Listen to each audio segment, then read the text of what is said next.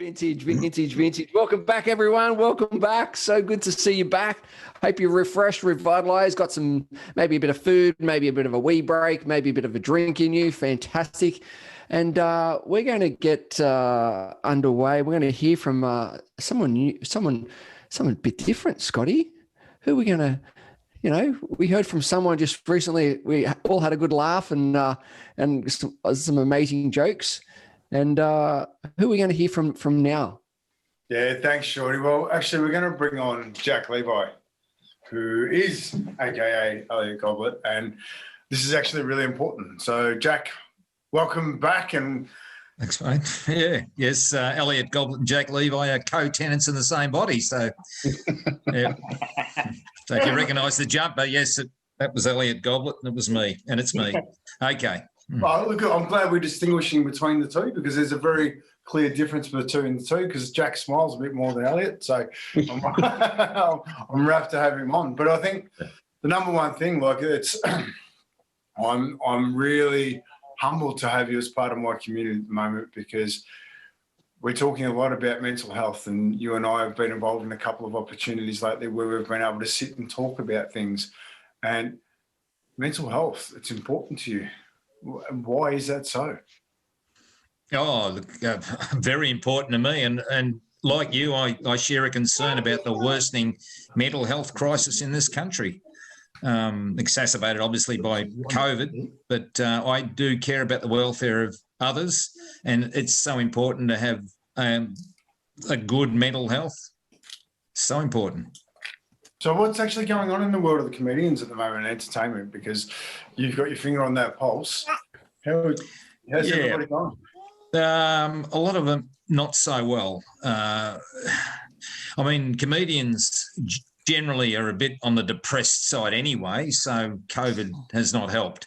During the long lockdown last year, I spoke to a lot of comedians as well as other people, but I spoke to just about every comedian I knew and comedians I didn't know so well, and it really varies.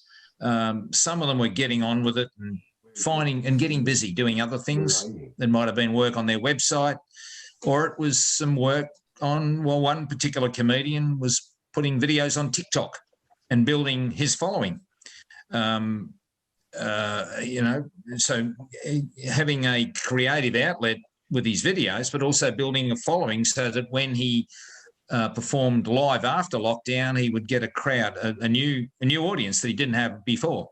And another comedian I know was doing parodies of the pandemic on YouTube. So it was cathartic for him. He said that it got him through lockdown by being able to take that negative and turn it into a positive with great parodies. So it really varied. There are a lot of comedians, unfortunately, just hiding in a dark corner, feeling sorry for themselves and really taking on that victim status. So quite a variation, but it's great when I talk to comedians that are saying, I'm resilient, I'm going to get through this with optimism. I'm not going to take it personally that I'm losing work or not getting work and all of that. It's all about self-esteem and your resilience. Yeah, brilliant. And I want to thank you for that because learning you at the moment, we've spent a bit of time together lately, and you have a strong resilience, but more important than that, you've got a strong care and heart, big soft heart that you're giving to a lot of people, and I really appreciate that about you. But I'd like to share with everybody your journey to becoming Elliot Goblet because you weren't always a comedian. I'd like to share with everybody, if it's all right, a bit of your story. So, where did you grow up? Where did I grow up? A place called Melbourne. I grew up, well, I lived in Paran up until the age of 5, and then between 5 and 20, I lived in Hawthorn and then moved into Caulfield. So that's always been Melbourne. I mean, I've been outside of the state many times for work and holidays, but I love Melbourne. Fantastic place. Yeah, so that's where I grew up. Used to work in. I got a uni degree in computer science, and I was probably the last person to get a PC actually, because when I got out of computers, I just didn't want to have a bar of the whole thing. So, yeah, so a computer science degree, worked in the real world for a while until I was, and I'll tell you what, I got into comedy in 1981 and I retained my real job up until 87. So for 6 years, I had that Jekyll and Hyde existence, but it really gave me balance. It's really, because when you're in the real world, you don't get so carried away with yourself as you would if you were just living in that artificial performing world. Yeah. Well, we're talking about that, the artificial performing world. How did you come up with Elliot Goblet? Well, the name, Elliot's my middle name, so that one was easy. And Goblet I dreamt up in the moment of brainstorming with myself. So, and I tested the name with some people, and when I got them laughing at the name, I thought, well, that's the one to go with. The character, okay, well, I did acting classes back in 1980, and my teacher told me, you're never going to make it, Jack, because you can't show enough facial expression. So I guess that I guess that stayed in the back of my mind. So when I was battling to work on a character, an identity rather, in stand-up comedy, and having one good night followed by 3 or 4 or 5 bad ones, I thought, well, I'm not an actor. I really need to do something that's true to self, and I decided to become a very deadpan comedian, if that was the perception of people of me. And I started building traits around that character, Elliot Goblet, and I looked at myself, because not an actor, okay, so what's natural to me? Obsession with detail is one thing. So I decided to make a character that was obsessed with trivia. I tend to be a bit paranoid, worry about little things, and I decided to make my character very paranoid.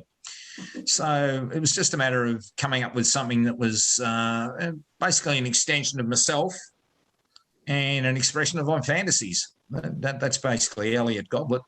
Mm. Yeah, brilliant. Thank you. Now, I'm going to open this up without any pre-framing, but I'm presuming as a comedian growing up and coming into the forefront of everybody, you would have had some great gigs, you would have had some not so great gigs.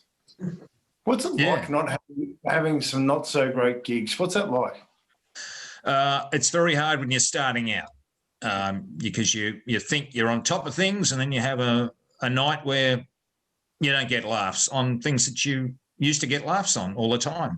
So you being sensitive, as many comedians are, in fact, they're oversensitive, it hurts you. And, and sometimes you want to just hide away and even think about giving it away. But as you get on and you have more confidence in what you're doing, and you're building a better and bigger track record, you don't take it to heart so much. You try and analyse why you had a bad night on a particular occasion, and there's generally a reason. And I can think of 3 or 4 or 5 reasons that where I've had a bad night, but not because of my fault. I might have come on too late at night, when the audience have had a big dance bracket and their attention spans have shortened. Therefore, my stuff doesn't penetrate as much. I remember doing a job once where I had a swimming pool in front of me. The audience was behind a pool, and all I had in front of me were kids. And, of course, I'm not really a kids act. So I had these kids right in front of me, one of them saying, when is this going to finish? So you got that right in front of you, and the audience a mile away behind a pool, who aren't really getting, they're not really connected with you because of the distance.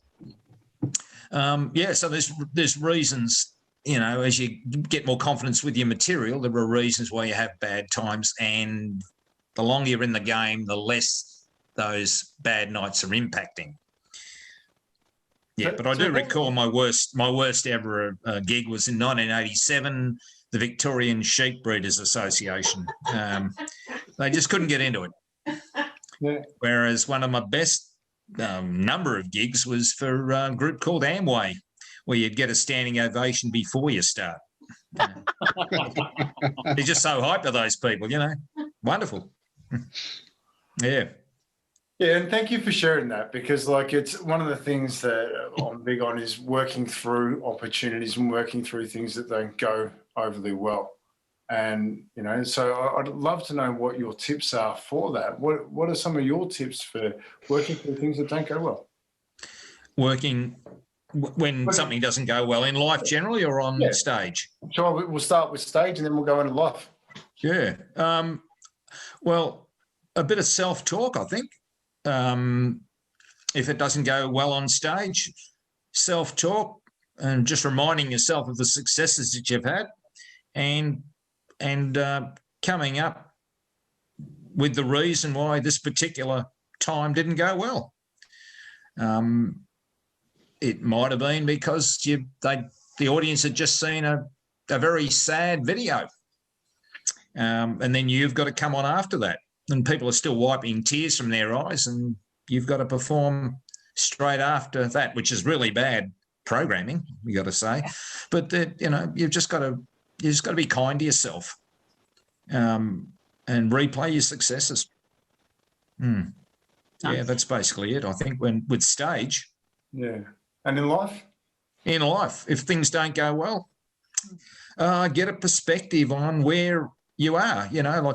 If I'm going through a tough time, I will just step back and say, look, I'm living in Australia at this time, and I know it's COVID right now, but generally we're in a pretty good country.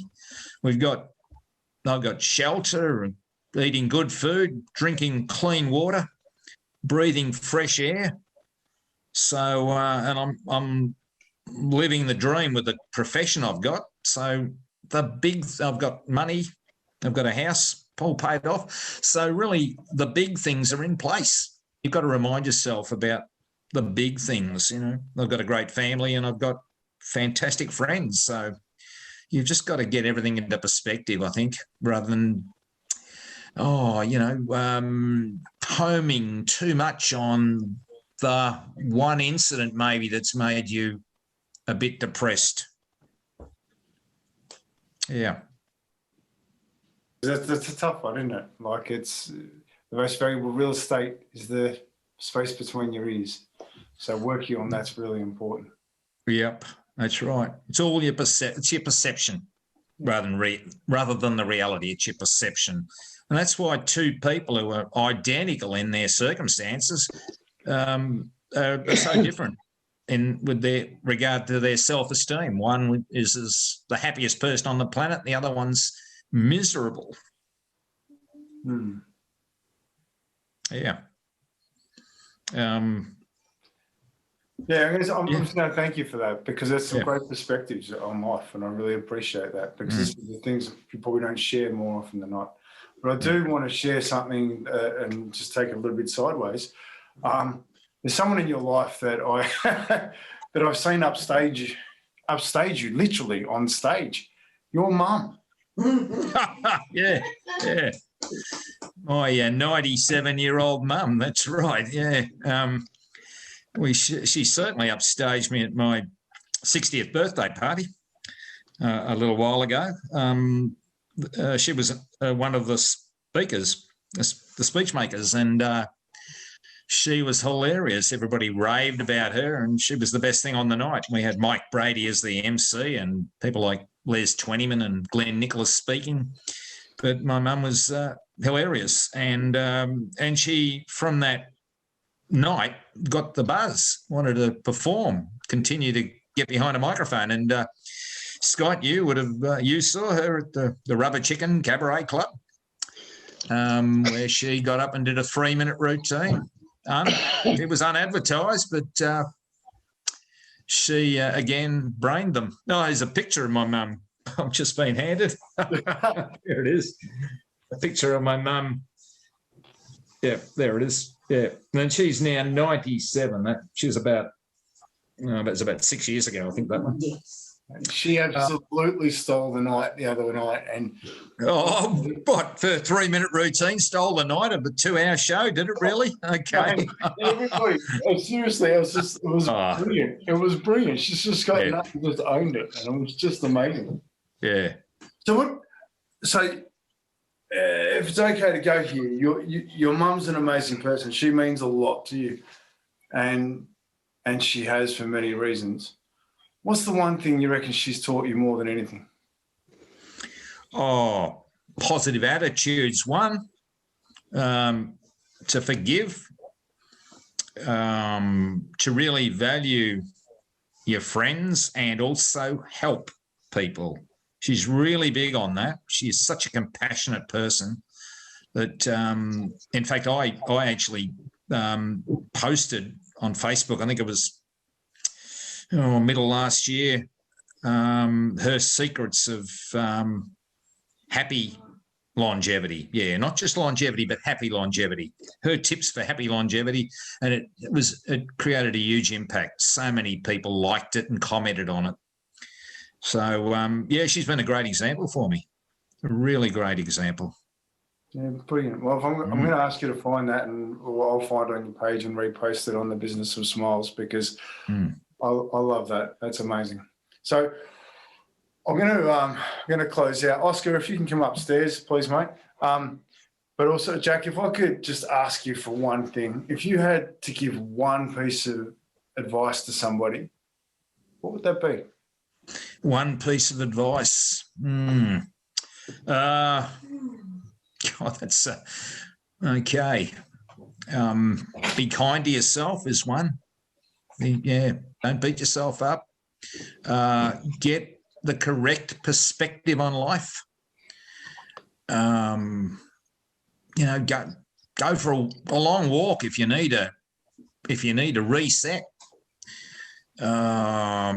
Cry out for help, and it's great that in this mental health crisis that we've got, that calls to Beyond Blue and Lifeline rocketed up last year, and they've maintained that high level. So it's great that people are crying out for help rather than living in that dark place on their own. That is pleasing. That's one of the positives of COVID.